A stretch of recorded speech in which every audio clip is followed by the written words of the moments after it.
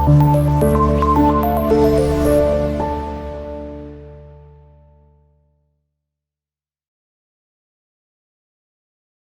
تاني. اخواتي الابيض الاخضر كان واقف عند راجل عندنا تحت دوت اللي جنبينا، فاحنا بعتنا اخونا الصغير ويقول له عليه يعني وكده، فقال له احنا ما بديش حمله حد، وهو من نيته ما مسكوش، نزل على قشه الفراخ اللي تحت على البيت اللي تحت منه. فرد الحمل طبعا عشان مقفول عليه، احنا كنا جايبينه نشببه، احنا ما سايبناهوش فمتكتف، فهو ما قدرش يطلع فوق فوقع تحت.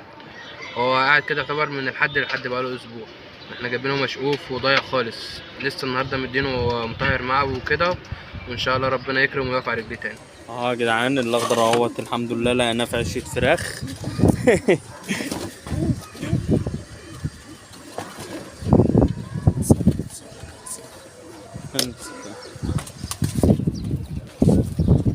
اهو يا جدعان الحمد لله، بص صحته عملت ازاي. لسه مدينه علاج دلوقتي. هو لسه والله مدينه علاج. بص بقى فرد الحمام دلوقتي بقى شكله عامل ازاي من العيا، من قلة الأكل، وشه خس وعظمه فضي خالص وتقليبه قل يعني.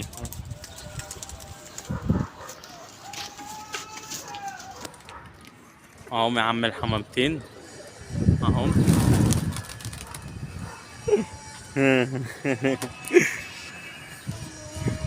احلى مسا عليكم اخواتي. معانا اخونا وحيد النهارده هيقول للناس اللي كانوا بيقولوا انتوا حراميت حمام لهم كلمتين كده على الماشي.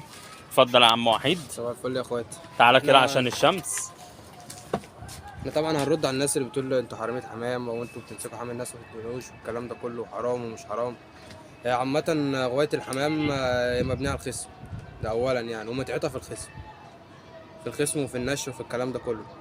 ده بخلاف طبعا بقى اللي بيبقى عامل سلاكة وبيربى حمام مثلا على سطح، وبيربى حمام على بلكونة، وفرد حمام نطر منه كان سبب كده الغية، وطلع حط الغية واحنا مسكناه، وهو جه قال عليه خده، ما قالش عليه، ما يعرفش ان هو بتاعه ولا هو حتى بتاع مين، ف ما بنديش الحمام ده للناس يعني. لا احنا الحمام ده احنا بنديه للناس، ديت احنا مش ضررنا في اي حاجة، واحنا مش مستنيين حاجة من حد، مش مستنيين واحنا حمام لحد. عامة اي حد بيجي لنا بنديله حمام، ما بنقولوش اي حاجة، بس لو بيضايقنا في النشر عمرنا ما هنديله حمام.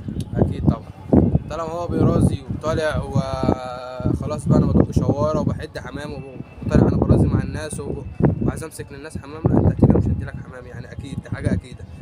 بس بس رفعت الجلسة.